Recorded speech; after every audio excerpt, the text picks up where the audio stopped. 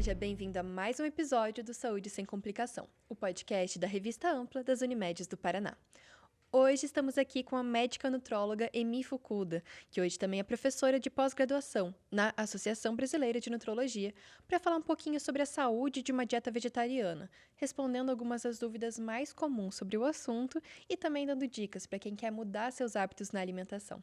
Então, Emi, seja muito bem-vinda. Muito obrigada, Nathalie. Obrigada pelo convite. Agradeço a Unimed. Muito obrigada.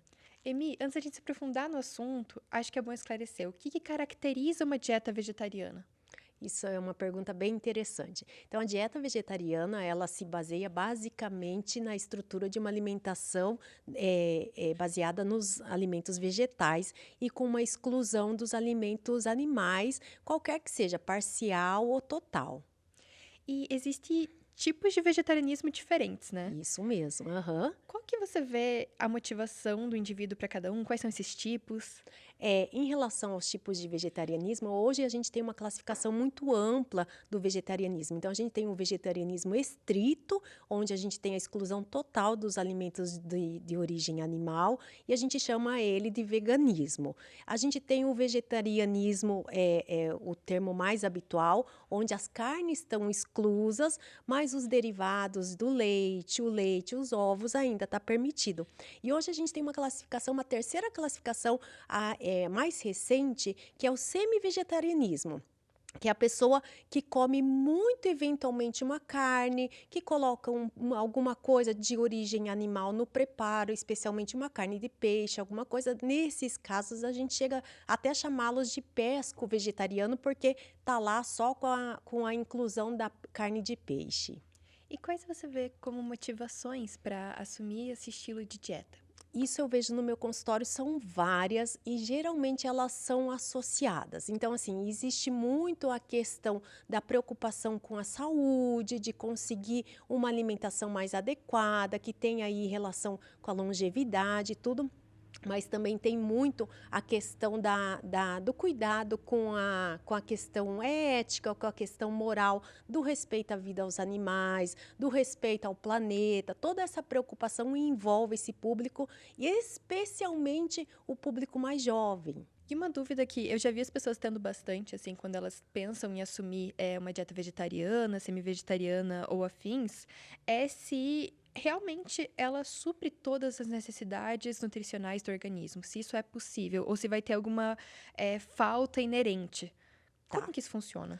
Então, a gente tem que ver dois cenários, tá? O primeiro cenário é quando o vegetarianismo está sendo feito de forma correta, de forma adequada. Nessa situação, a gente vai dizer, olha, muito provavelmente não vai ter deficiência, não vai ter deficiência. Você vai ter uma dieta muito adequada, com exceção do veganismo, porque o veganismo que restringiu todos os alimentos de origem animal, ele fica carente na vitamina B12, que a vitamina B12, a única fonte alimentar é origem animal. Então, nesse paciente vegano, sim, a gente vai ter que suplementar a vitamina B12. Mas no paciente vegetariano, que está comendo leite, derivados, ovos, se ele estiver fazendo de forma correta, ele vai suprir todas as necessidades.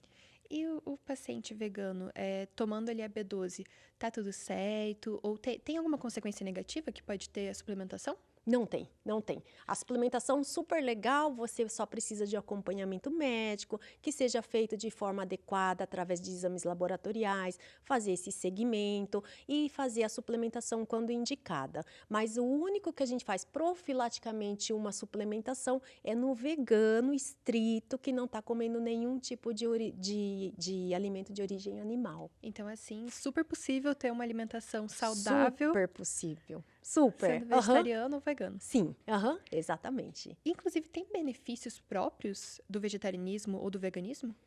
Tem, de novo, no cenário, quando a gente está falando do veganismo e do vegetarianismo real, verdadeiro, adequado. Nesses pacientes, a gente vê que o fato de restringir os alimentos de origem animal, a gente tem muita restrição também das gorduras saturadas. E hoje a gente sabe que as gorduras saturadas estão relacionadas com a questão da doença cardiovascular, com a situação da dislipidemia, do colesterol elevado. e todas as consequências aí funestas que a gente tem nesse quadro. Então, o paciente vegetariano e vegano acaba tendo uma dieta menos gordurosa e com isso tem um risco cardiovascular diminuído e os outros benefícios também. E tem algum grupo específico, como grávidas ou atletas, que você não recomendaria que tivessem uma dieta vegetariana? A gente tem vários atletas que são vegetarianos e a gente vê que dá super certo, que são atletas de alto desempenho e que super funciona. Então, a gente afastou esse mito de que o vegetarianismo perde rendimento. Para o atleta, super funciona. Para a gestante, também super funciona, desde que a gente tenha esse cuidado especial de fazer a dieta de forma correta, mas também dá certo. Uma outra classe de pacientes que também é bastante controverso, ou pelo menos no consultório a gente percebe essa situação e esse temor, é dos pacientes que são crianças ou que estão em fase de crescimento. Nesses pacientes também vem muito questionamento, às vezes, por parte do pai, que vê um filho se transformando em um adolescente vegetariano e arrepia o cabelo de pensar, meu Deus, meu filho não vai crescer, meu filho vai passar por alguma privação, e isso está equivocado também, tá? Então, desde que a dieta seja adequada, ela é totalmente compatível com o crescimento e desenvolvimento dessas crianças e adolescentes. Acho que isso reforça bastante a importância dessa orientação profissional, né? Correto, correto. Eu acho que uma das orientações que a gente sempre passa, assim, olha, você quer ser vegetariano, você quer ser vegano, né? Faça uma consulta médica, converse com um médico especializado sobre esse assunto, para que você tenha orientações corretas, para que você faça de uma forma segura. Muitas vezes o que a gente mais percebe é uma decisão,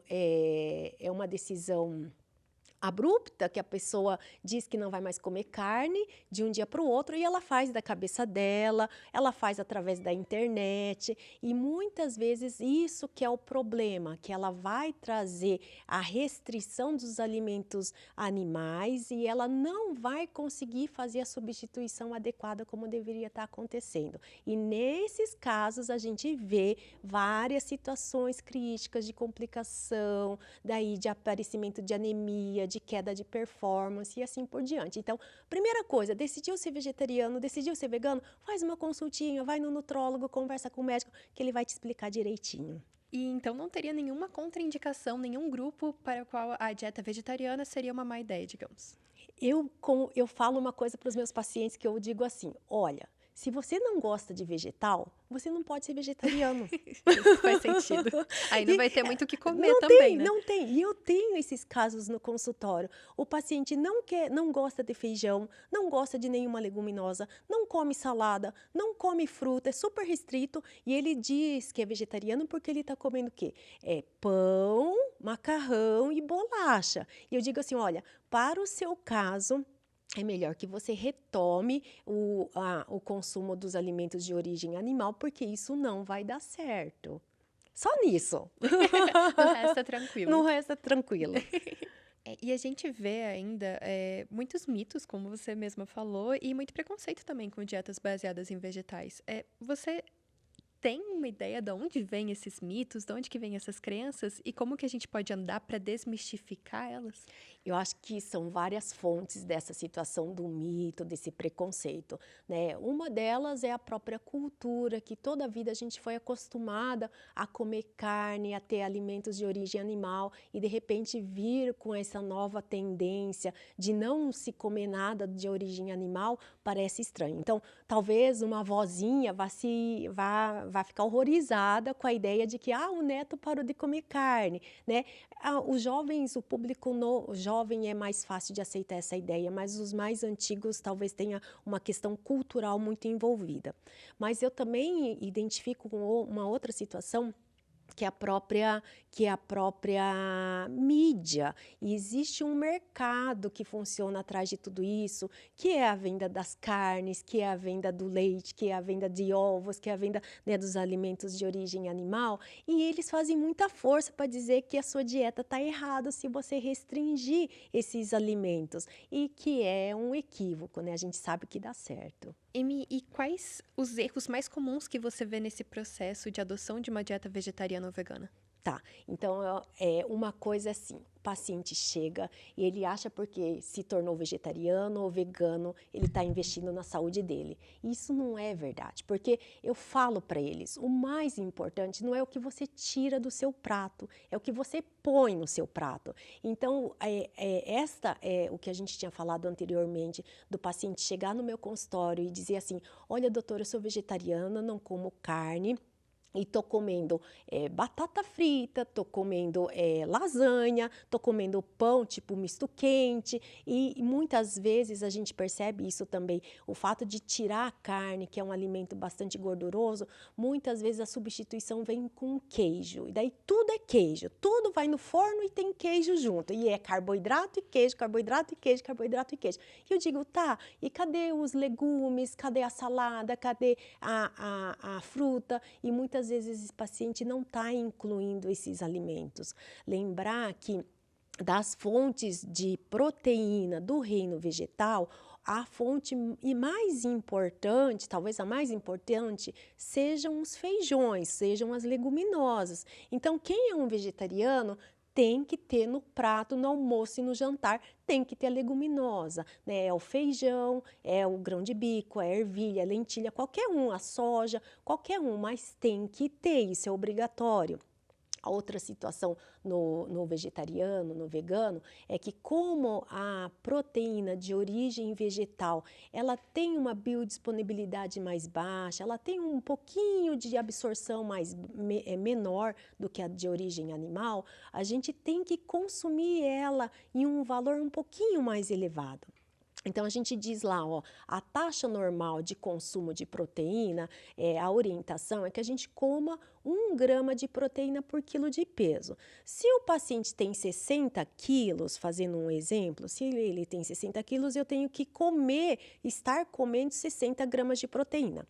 Quando ele é um onívoro que come carne, essa meta é batida com muita facilidade, porque um bife lá de 100, 120 gramas, que é um bife grande, qualquer que seja carne, de porco, de gado, de frango, vai me dar em torno de 30 gramas de proteína. Então, ele comendo no almoço um bife e no jantar um bife, ele já bateu a meta dele.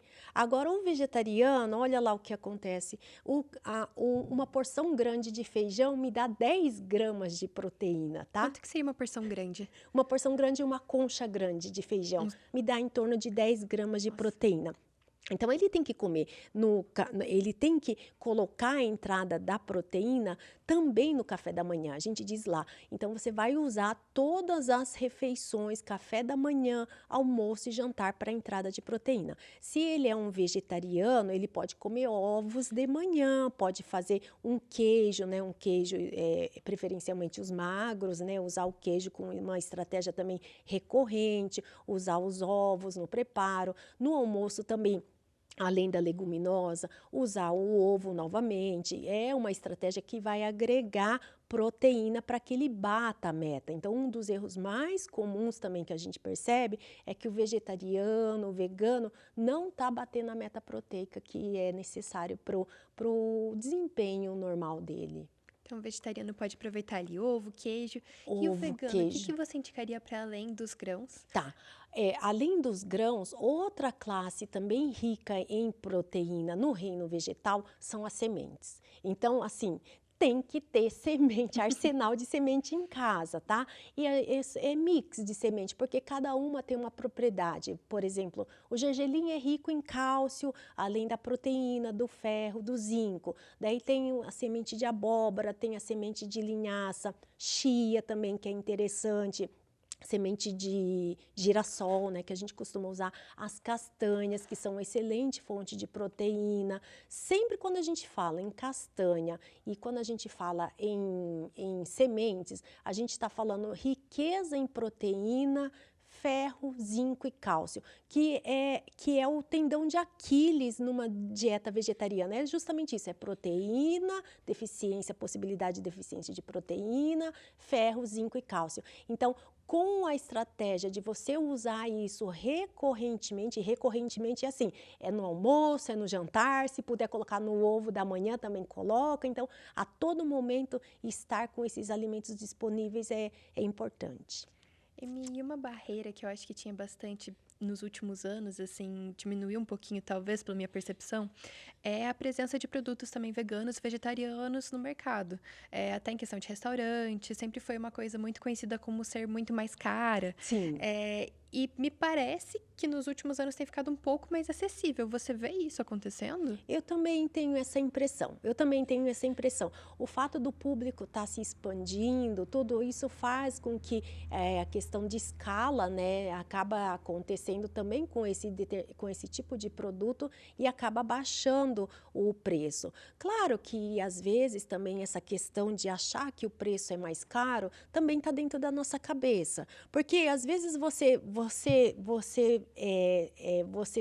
se submete a pagar um valor, sei lá, né, X pelo Uhum. chocolate, que às vezes não agrega muito em relação à questão nutricional, ou por um doce, uma guloseima, e daí quando você vê lá uma verdura bonita, uma fruta bonita, você diz, ah, não, Tá não muito vou, tá caro. muito caro. Então eu acho que também é questão da mentalidade nossa que faz a gente taxar esses produtos como caro, por falta de costume mesmo do consumo deles. Quando justamente é o que vai trazer mais valor nutricional, né? Exatamente, exatamente. Que sinais que você indicaria para quem tá ali começando uma dieta vegetariana ou vegana perceber se ela não tá legal?